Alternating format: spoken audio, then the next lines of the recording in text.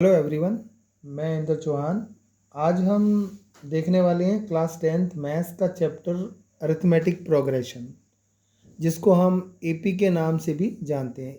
The nth term of an AP, that means A N, it is equal to A plus in bracket N minus one और D. तो A N होता है हमारा, a N को हम मतलब consider करते हैं हम, a is the first term and d is the common difference, n is the number of terms and a n is the last term और nth टर्म। तो मैं यहाँ डिनोट कर देता हूँ, a n को हम l भी बोलते हैं। l is the last term, okay, and a is equal to a1, it means first term, and d is the common difference.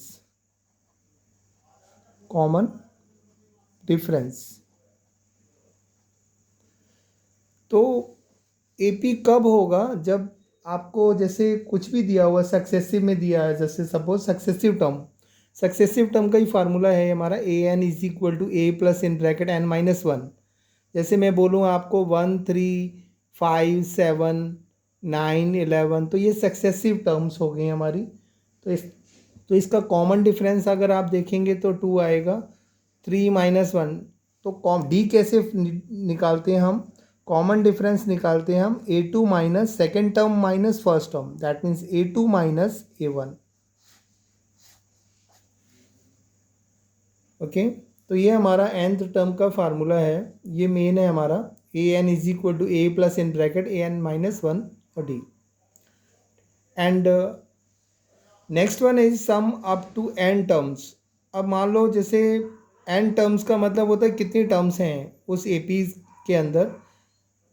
AP का मतलब प्रोग्रेशन का मतलब होता है कि an arrangement of number sequence is called a progression, इधर increase और decrease, what ever, कुछ भी हो सकता है, जैसे 1 3 5 7 9, या फिर आप ले लो 9 7 फिर 5 3, तो ये डिक्रीज में हो गया न्यूमेरिकली। तो किसी भी फॉर्म में आएगा तो प्रोग्रेशन होगा। Common difference, that means constant difference are same. Constant difference जिसको हम कॉमन डिफरेंस बोलते हैं वो सेम रहेगा एपी में, तो वो एपी होगा, अदरवाइज वो एपी नहीं होगा। अब जैसे मान लो 50 आपको मैं दे दूँ ऐसे 1 3 5 7 9 ऐसे अप टू 50 टर्म्स, तो उनका सम कितना होगा, टोटल कितना होगा, उसको फाइंड आउट करने के लिए हम यूज़ करते हैं एस एन का फार्मूला। तो S N is equal to होता है n by two in bracket twice A plus in bracket n minus one और t ब्रैकेट क्लोज। ठीक है, अगर आपको फर्स्ट टर्म मालूम है, कॉमन डिफरेंस मालूम है और n अगर मालूम है, तो तब sum up to n terms find out कर सकते हैं। सेकेंड वन है s N is equal to n by two, फिर ब्रैकेट लगाएंगे आप a प्लस एल। एक ये फार्मूला यूज़ करेंगे, शॉर्ट फार्मूला इसको बोलते हैं, एस एन सम ढूंढने के लिए। Sum of terms, n is the terms, तो sum of up to n terms, that means n by two, जितनी टर्म्स होंगी divide by two, in bracket a is the first term and last term. तो first term plus last term को आप l को मैंने बताया आपको कि a n is the last term, a n is the last term होता है, तो आप अगर ए एन गिवन है तो दैट मीन्स वो एल है वो।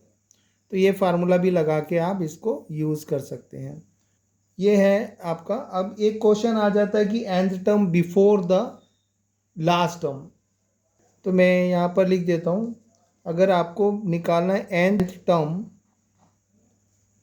बिफोर द लास्ट टर्म, कि जैसे लास्ट से अगर हमें चेक करना है कि जैसे मान लो अगर मैं बोलूँ कि 1 3 5 7 अप टू 99, तो 15 नंबर पे कौन सा नंबर आएगा before the last, from the last?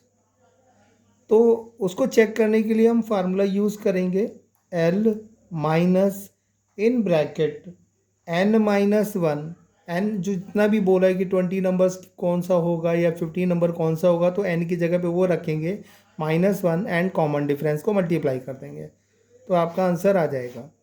या फिर आप एक दूसरा काम कर सकते हैं कि अगर जैसे सक्सेसिव मतलब इंक्रीजिंग में लिखा हुआ है, सपोज लिखा हुआ है आपके पास है 1 3 5 7 ऐसे डैश डैश अप टू 99 लिखा हुआ है, तो आप क्या करेंगे, तो ये हो गया हमारा लास्ट टर्म ए एन हुआ हमारा, और ये हुआ हमारा फर्स्ट टर्म, तो ए क्या हुआ हमारा फर्स्ट टर्म, एंड डी हो जाएगा हमारा कितना, डी हो जाएगा A2 minus A1, that means 3 minus 1 it gives 2, and AN is equal to कितना 99।